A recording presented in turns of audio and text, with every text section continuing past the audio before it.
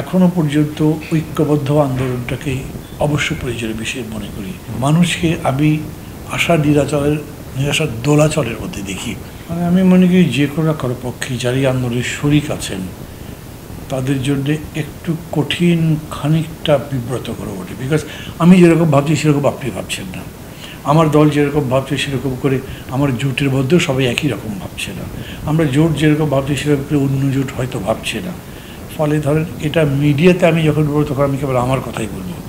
আর মিডিয়াগুলোকে এখন মানে প্রচণ্ড সরকারি চাপের মুখে আমরা ফ্রেন্ডলিও ভাবতে পারি না। আমি আবার বলছি প্রচণ্ড সরকারি চাপের মুখে ফ্রেন্ডলি ভাবতে পারি না। বিষয়টা এরকম, নিশ্চয়ই আমাদের মধ্যে এই ব্যাপারে দৃষ্টিভঙ্গিগত পার্থক্য আছে, যা অত থ্রেড বেয়ার কেউ বলেননি, আলোচনা হয়নি। আমরা আমাদের মূল্যায়ন বলেছি। আমি আবার বলছি গণতন্ত্র মঞ্চের পক্ষ থেকে আমরা সামগ্রিক আন্দোলনের একটা মূল্যায়ন বলেছি, কিন্তু এইটা আমরা পাবলিকলি এখনই বলছি না। তো আরেকজন বলবেন তখন তার জন্য সমস্যা হতে পারে, কারণ আমরা এখনো পর্যন্ত ঐক্যবদ্ধ আন্দোলনটাকে অবশ্য প্রয়োজনীয় বিষয় মনে করি। নগদে 500 টাকা বা তার বেশি পেমেন্টে পেতে পারেন ঢাকায় জমিসহ 20 কোটি টাকার পুরস্কার।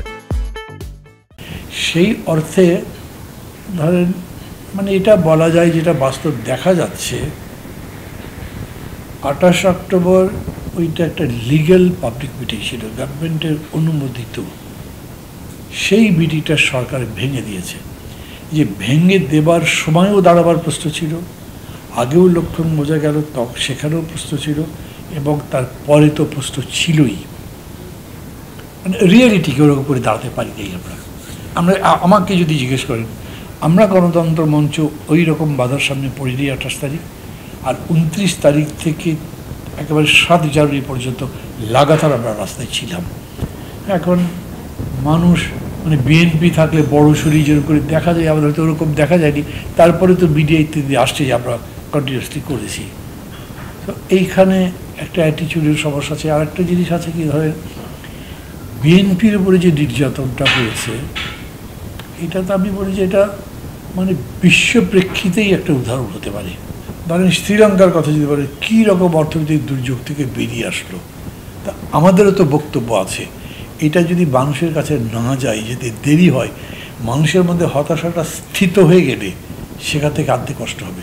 কিন্তু এখন পর্যন্ত আমরা মনে করছি, পার্টিকুলারলি আমি বলছি, মানুষকে আমি আশা নিরাশার দোলাচলের মধ্যে দেখি। মানে পারলো না এরকম ভাবছে, আবার বড় একটা মিছিল দেখলে সে আশাবাদী হচ্ছে, তাহলে হয়তো এখন হবে। এই জন্য আমি বলছি যে বিলম্ব না করে এই মেসেজ দেওয়ার জন্য হলেও রাস্তায় ডাকতে হবে। এটা তো খালি থিওরিটিক্যালি বললে হবে না, আমরা আছি, আমরা করব। আপনাকে করে দেখাতে হবে যে আমি আছি মাঠে। না করলেও কিন্তু গ্রেপ্তার হচ্ছে, না করলেও সাজা হচ্ছে। সো মানে আমি আবার বলি, ক্রিটিসিজম করার জন্য না, বিএনপি বড় দল বলে অনেক বড় সময় লাগবে এটা তো আর কথা হতে পারে না। বড় দলেরও সিস্টেম এরকম থাকতেই পারে যারা খুব কুইক সিদ্ধান্ত নিতে পারে। আমি এটা দিয়ে বিএনপি সমালোচনা করছি না, কিন্তু আমি মনে করছি যে সময় চাইছে তাড়াতাড়ি রেসপন্ড করতে।